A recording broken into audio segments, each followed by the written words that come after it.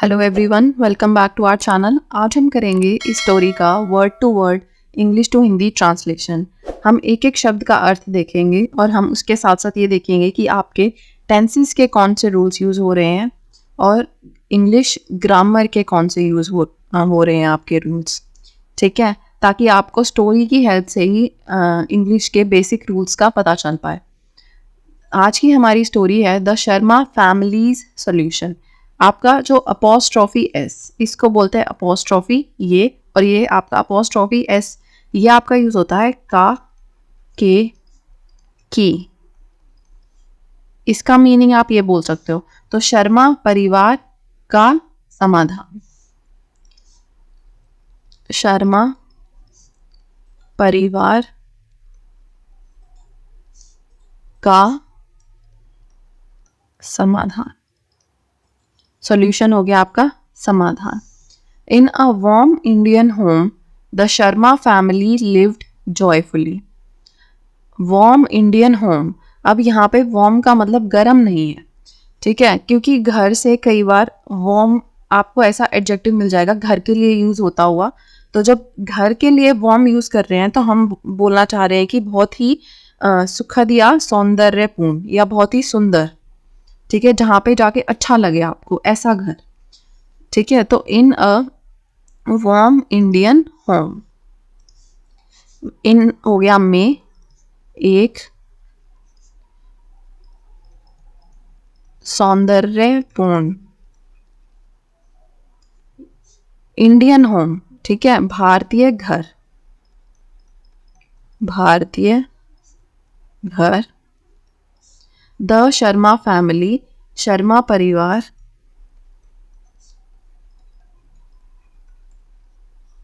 Lived joyfully, joyfully होता है खुशी से, खुशी से। लिव्ड आपका लिव वर्ब की सेकेंड फॉर्म है, ठीक है, और आपकी सेकेंड फॉर्म यूज होती है पास्ट टेंस में। पास्ट टेंस में आपकी वर्ब की सेकेंड फॉर्म यूज होती है, ये आपका है पास्ट इंडेफिनिट टेंस, जिसमें डायरेक्टली पास्ट टेंस की सेकंड मतलब जिसमें डायरेक्टली वर्ब की सेकंड फॉर्म यूज हो रही है। जब इसका मतलब आपका सब्जेक्ट प्लस वर्ब की सेकंड फॉर्म प्लस ऑब्जेक्ट ऐसे यूज हो रहा है, तो ये आपका होता है पास्ट इंडेफिनिट टेंस। ठीक है, तो रहता था, खाता था, ठीक है, ऐसे आपका होता है। जैसे प्रेजेंट इंडेफिनिट होता है करती है, करता है, ये होता है करता था, रहता था, तो ये हो जाएगा रहते या रहता था, रहता था। तो पूरे सेंटेंस का मीनिंग होगा आपका एक सौंदर्यपूर्ण भारतीय घर में, या आप नॉर्मल बोल सकते हो एक सुंदर या शांत भारतीय घर में शर्मा परिवार खुशी से रहता था। वन डे, एक दिन, there kitchen sink started to leak. फिर से आप देखोगे यहाँ पे आपकी वर्ब की सेकंड फॉर्म है, स्टार्ट की सेकंड फॉर्म है started. There kitchen sink started to leak, एक सेकेंड, स्टार्ट की सेकंड फॉर्म है स्टार्टेड, ठीक है, तो मतलब शुरू हो गया।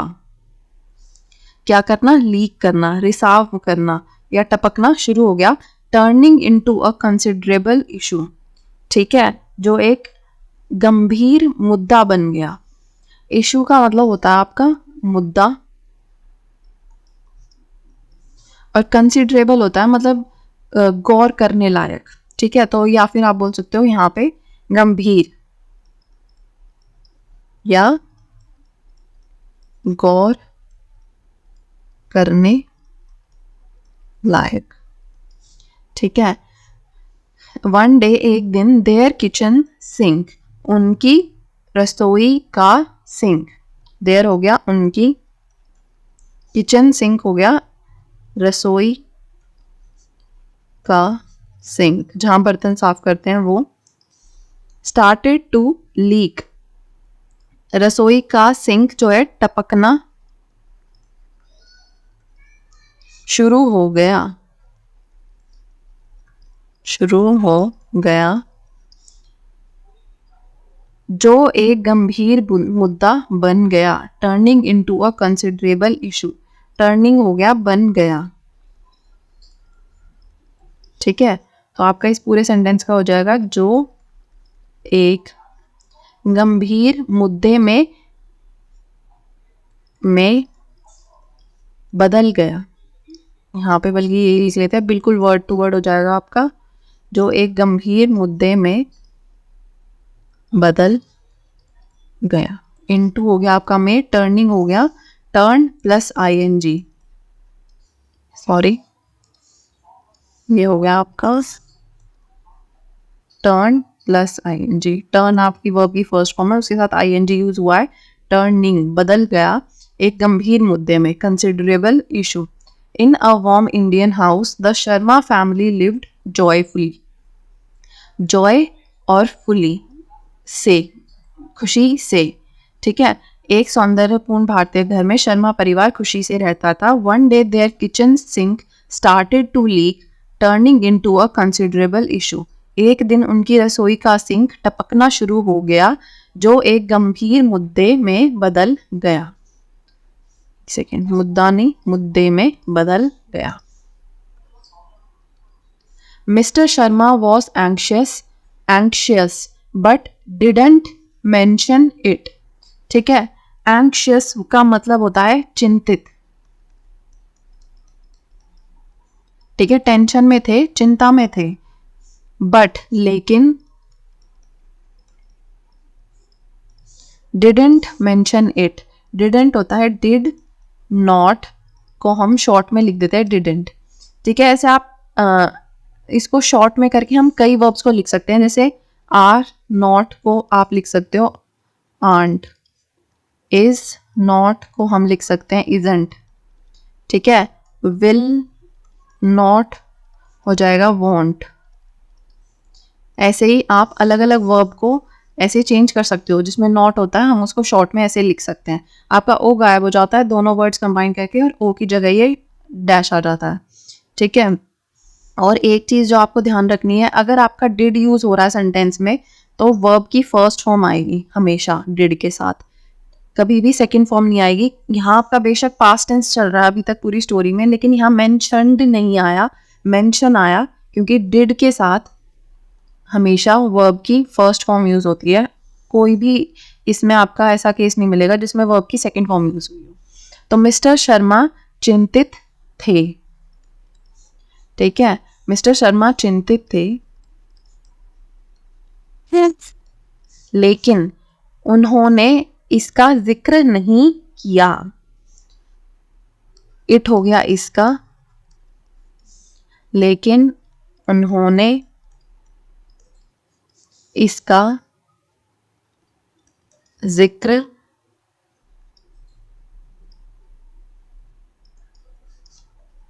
नहीं किया।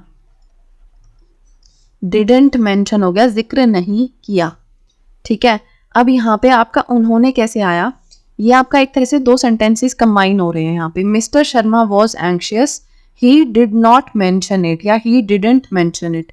हमने उसको कंबाइन कर दिया बट से, कि mister Sharma was anxious but he didn't mention it. और क्योंकि यहाँ दोनों कंबाइन हो गए, तो यहाँ ही की जरूरत नहीं पड़ती इंग्लिश में आपको ऐसे लगाने के लिए, क्योंकि ऑलरेडी वही चीज, वही सब्जेक्ट चल रहा है आपका, मिस्टर शर्मा ही है वो, तो फिर इसीलिए ही गायब हो गया। लेकिन वहां पे उस वर्ड का मीनिंग है कि उन्होंने जिक्र नहीं किया, हिंदी में आपका वो बोला जाएगा। आगे देखते हैं, मिसेस शर्मा नोटिस्ड, नोटिस्ड है आपका नोटिस की second form, noticed the leak. But यहाँ पे अगेन जैसे आपका शी जो है वो एक तरह से, जब सेंटेंसेस दोनों ये मर्ज हुए तो हमने नहीं लिखा, but she stayed quite as well. Stay की सेकेंड फॉर्म है stayed, she stayed quite as well. Mrs Sharma ने, मिसेस शर्मा ने, एक सॉरी यहाँ ये नहीं आएगा आपका, मिसेस शर्मा ने भी लीक मतलब रिसाव या टपकते हुए सिंह को देखा। नोटिस का मतलब होता है देखा, देखना। ने रिसाव देखा लेकिन, she stayed quiet as well हो गया भी, ठीक है, भी, ठीक है, तो वो भी चुप रही। स्टे का मतलब होता है रहना उसी जगह पे, या जैसे कुछ ना बोलना, तो वो भी आपका उसी में आ गया। तो मिस्टर शर्मा चिंतित थे, लेकिन उन्होंने इसका जिक्र नहीं किया। मिसेस शर्मा ने रिसाव देखा, लेकिन वो भी चुप रही। Their children saw it, saw है आपका सी की सेकेंड फॉर्म, ठीक है। उनके बच्चों ने भी उसे देखा, किसको, रिसाव को, लेकिन दे अज्यूम्ड, उन्होंने यह मान लिया। अज्यूम की सेकेंड फॉर्म होता है अज्यूम्ड, कि उनके माता पिता के सब कुछ कंट्रोल में है, ठीक है, नियंत्रण में है। देयर चिल्ड्रन सॉ इट, उनके बच्चों ने इसे देखा, उनके बच्चों ने इसे देखा, मतलब किसे, रिसाव को देखा, लेकिन उन्होंने मान लिया, दे अज्यूम्ड, उन्होंने मान लिया कि सब कुछ उनके माता पिता के, उनके पेरेंट्स के नियंत्रण में है। अंडर कंट्रोल का मतलब हो गया नियंत्रण,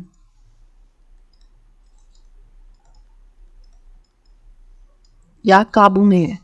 उन्होंने मान लिया कि एवरीथिंग, सब कुछ, उनके पेरेंट्स के, उनके माता पिता के नियंत्रण में है, ठीक है। As days passed, the leak became a flood. जैसे जैसे दिन बीतते गए, as days passed, पास का मतलब होता है समय के उसमें बीतना, या दिन के उसमें, दिन की सेंस में, तो दिन बीते, जैसे जैसे दिन बीतते गए। एज होता आपका जैसे जैसे, एक सेकेंड, जैसे जैसे दिन, डेज, बीतते गए। The leak became a flood, became है आपका बिकम की second form, become, became, become, ठीक है। तो जो रिसाव था वो बाढ़ में बदल गया, मतलब बहुत ज्यादा बहने लगा एक तरह से। रिसाव बाढ़ में बदल गया, बाढ़ में बदल गया, ठीक है, बिकेम हो गया, बदल गया। At last they talked about it, realising they had missed the chance to address it when it was a minor problem. At last मतलब आखिरकार, या अंततः, या अंत में, आखिर, एक सेकेंड, आखिरकार, दे टॉक्ड अबाउट इट, टॉक की सेकेंड फॉर्म होता है टॉक, दे हो गया उन्होंने, इसके बारे में बात की, आखिरकार उन्होंने, इट हो गया इसके, अबाउट हो गया बारे में, टॉक्ड मतलब बात की, आखिरकार उन्होंने इसके बारे में बात की। रियलाइजिंग, यह महसूस करते हुए, रियलाइजिंग हो गया आपका यह महसूस करते हुए, क्योंकि रियलाइज प्लस ING है तो मतलब कॉन्टिन्यूसली कुछ हो रहा है, तो वो महसूस कर रहे हैं, यह महसूस करते हुए they had missed a chance to address it when it was a minor problem.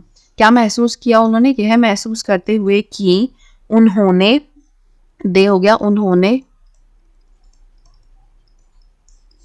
Miss कर दिया था चांस, मतलब उन्होंने मौका खो दिया था।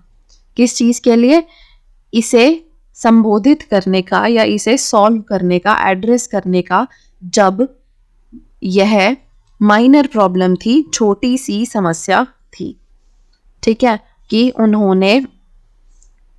उन्होंने इसे संबोधित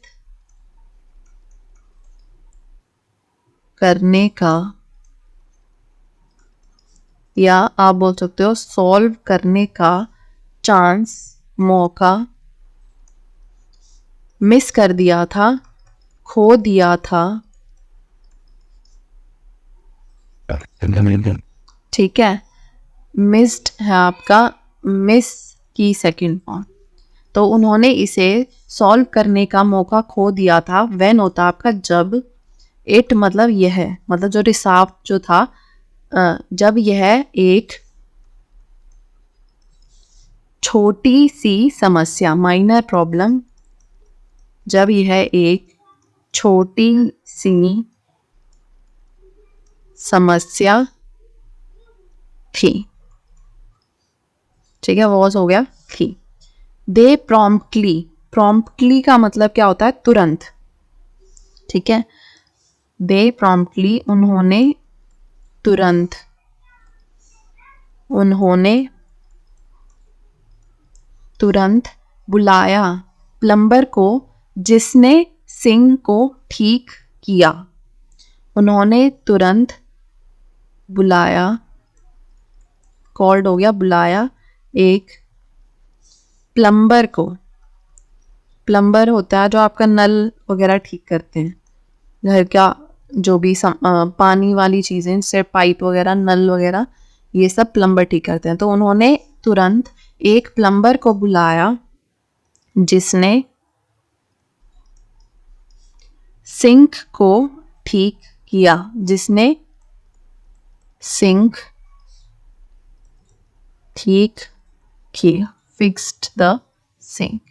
फिक्स्ड हो गया आपका फिक्स की सेकेंड फॉर्म, और कॉल्ड हो गया आपका कॉल की सेकेंड फॉर्म। ठीक है, तो आपका इसका पूरे का मीनिंग हुआ कि जैसे जैसे दिन बीतते गए, रिसाव बाढ़ में बदल गया। आखिरकार उन्होंने इसके बारे में बात की और यह महसूस करते हुए कि उन्होंने इसे संबोधित करने का मौका खो दिया था, जब यह एक छोटी सी समस्या थी। उन्होंने तुरंत एक प्लम्बर को बुलाया जिसने सिंक ठीक किया। The family realized that talking and listening were equally important. परिवार को यह एहसास हुआ कि बातें करना और सुनना इक्वली इम्पॉर्टेंट है, मतलब एक इतना ही महत्वपूर्ण है, दोनों का महत्व जो है बराबर। परिवार को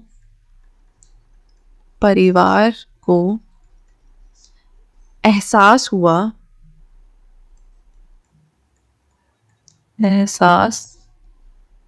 हुआ कि टॉकिंग एंड लिसनिंग, बात करना और सुनना भी, बात करना और सुनना वर इक्वली इम्पोर्टेंट, मतलब उतना ही महत्वपूर्ण है।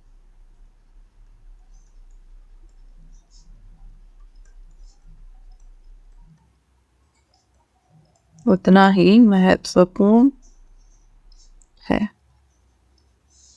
ठीक है, उन्हें यह एहसास हुआ। रियलाइज की सेकेंड फॉर्म होता है realised.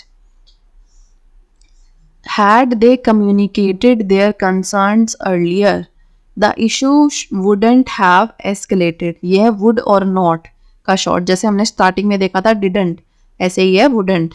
Had they communicated their concerned earliers, अगर उन्होंने अपनी चिंताओं के बारे में पहले ही बात कर ली होती. Had they, had ऐसे जो शुरू होता है had, they, have they, तो वो मतलब आपका अगर वाली सेंस में यूज हो रहा है कि अगर उन्होंने ऐसा कर लिया होता तो ये चीज नहीं होती. तो अगर उन्होंने अपनी चिंताएं, देयर कंसर्न हो गया अपनी चिंताएं पहले ही, अर्लियर, पहले ही बता दी होती. ठीक है, कम्युनिकेट करना होता है, बातचीत करना. उन अपनी चिंताओं के बारे में पहले ही बात कर ली होती या अपनी चिंताएं पहले ही बता दी होती, बता दी होती तो मामला इतना नहीं बढ़ता. एस्केलेट का मतलब होता बहुत बढ़ना. ठीक है, और नहीं बढ़ता, वुडंट हैव एस्केलेटेड, तो इशू हो गया मामला वुडंट हैव एस्केलेटेड, इतना नहीं बढ़ता, इतना नहीं बढ़ता. ठीक है, यहाँ पे आपका हैड, तो आप बताइए हैज, हैव, हैड. ठीक है, बाकी यहाँ पे ये अगर के लिए यूज हो रहा है हैड. कम्युनिकेट का होता है सेकंड फॉर्म कम्युनिकेटेड. ठीक है, और एस्केलेट, अगर आपको याद करना है, एस्केलेटर होता है जो सीढ़ियाँ अपने आप चलती रहती हैं. ठीक है, तो जैसे आगे बढ़े जा रही हैं वो, तो एस्केलेटर है. ऐसे ही एस्केलेटेड मतलब बढ़ता, मामला बढ़ा. और वुडंट हैव एस्केलेटेड तो मामला इतना नहीं बढ़ता. तो परिवार को यह एहसास हुआ कि बात करना और सुनना भी उतना ही महत्वपूर्ण है. अगर उन्होंने अपनी चिंताओं के बारे में पहले ही बात की होती तो मामला इतना नहीं बढ़ता.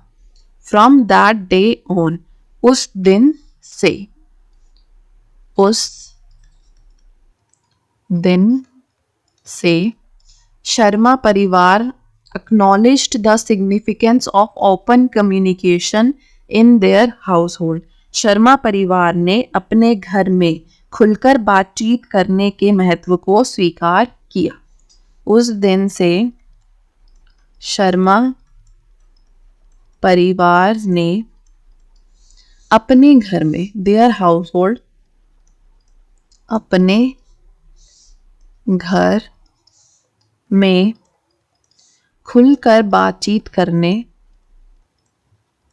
खुलकर बातचीत करने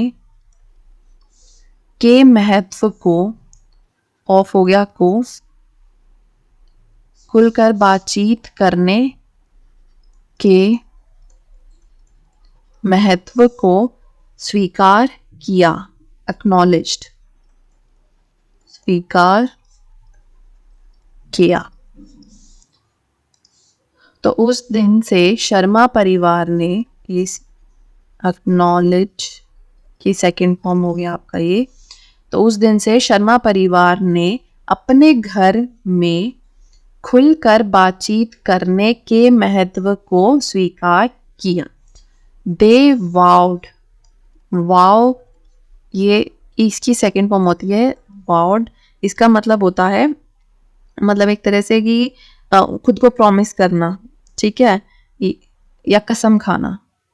ठीक है, तो उन्होंने कसम खाई कि वो बात करेंगे. They would to talk and listen more, कि उन्होंने बात करने और सुनने, ज़्यादा सुनेंगे. Ensuring their home was filled with understanding and love. ठीक है, इंश्योर करेंगे इस चीज़ से, अगर वो ये चीज़ करेंगे मतलब ज़्यादा बात करेंगे और सुनेंगे, तो इससे यह इंश्योर होगा, यह सुनिश्चित होगा कि उनका जो घर है वो भरा रहे अंडरस्टैंडिंग और प्यार से, मतलब समझ और प्यार से. दे वाउड, उन्होंने अधिक बात करने. ठीक है, मोर हो गया अधिक बात करने और सुनने की कसम खाई, की कसम खाई। ठीक है, यह सुनिश्चित करने के लिए, इंश्योरिंग, यह सुनिश्चित करने के लिए कि देयर होम, उनका घर, फिल्ड, भरा रहे, किससे? समझ और प्यार से। अंडरस्टैंडिंग होता है समझ, एंड हो गया आपका और, लव है प्यार, तो अंडरस्टैंडिंग और प्यार से, समझ और प्यार से उनका घर भरा रहे। उन्होंने अधिक बात करने और सुनने की कसम खाई, यह सुनिश्चित करने के लिए कि उनका घर, देयर होम, उनका घर समझ और प्यार से भरा रहे। यहाँ पे हमारी ये स्टोरी ख़त्म होती है। इस स्टोरी में मेन जो था आपका, आप बोल सकते हो कि importance of communication, importance of communication, कि बातचीत करने से आपके रिश्तों पे जो फ़र्क पड़ता है, कितना फ़र्क पड़ता है हर चीज़ पे, उस चीज़ के उसमें थी आप ये स्टोरी, थोड़ा सा उस चीज़ के इम्पोर्टेंस के लिए। ठीक है, यहाँ पे हमारा आज का ये टॉपिक ख़त्म होता है। नेक्स्ट क्लास में हम देखेंगे next story. Thank you so much for watching, see you next time.